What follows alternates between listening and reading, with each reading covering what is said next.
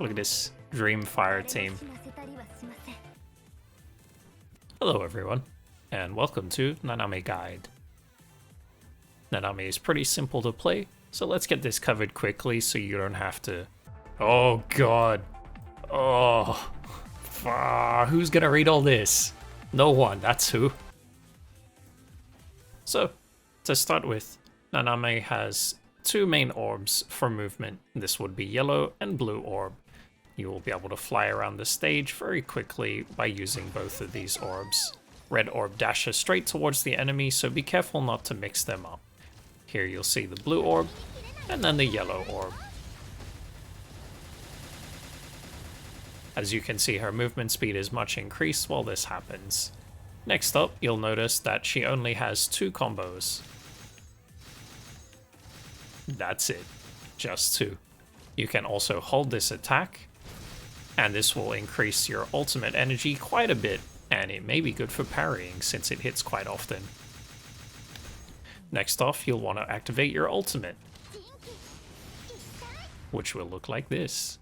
You will now have a gauge down the bottom here, which, if you're a whale, can be stacked up to 999. If not, you'll be able to get up to 200, and then once it's fully charged, you can unleash all the damage. You can see down here, this one dot is highlighted. There are 3 dots in this combo, so you can combo 3 different moves. So if you hold it down to at least here, the second gauge, you'll get full power.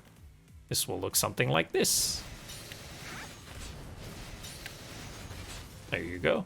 As soon as you hear that ping, you can let go. And for the last move, just hold it down all the way. Maximum power unleashed.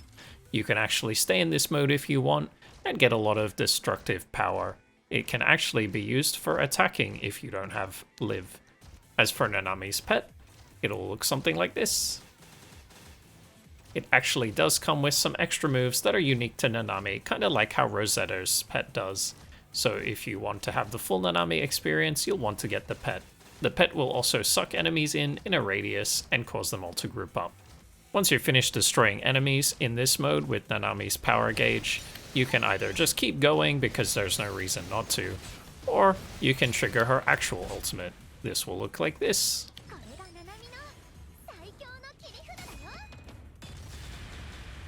Pretty cool.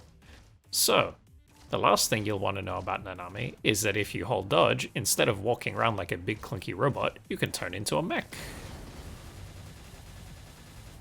The only problem with this is it does use dodge gauge, so Near Team is still superior. But hey, I guess Near Team doesn't have a cool laser pet, so... One last thing that I'll mention is that Nanami's 6-star weapon is incredibly useful for building up her ultimate energy. As you can see here, for every 3 ping while she's not on the field performed by her allies, she will gain 12 signature energy. You can pretty much swap her straight in if you've been using Fire Live. As I'm sure you all know how Fire Live works since you've seen my guide, you would know that Live spams a lot of 3 pings. And then you can swap straight into Nanameh and go with your full ultimate. Or you can play like me and trigger everyone and bench them both for Lotus.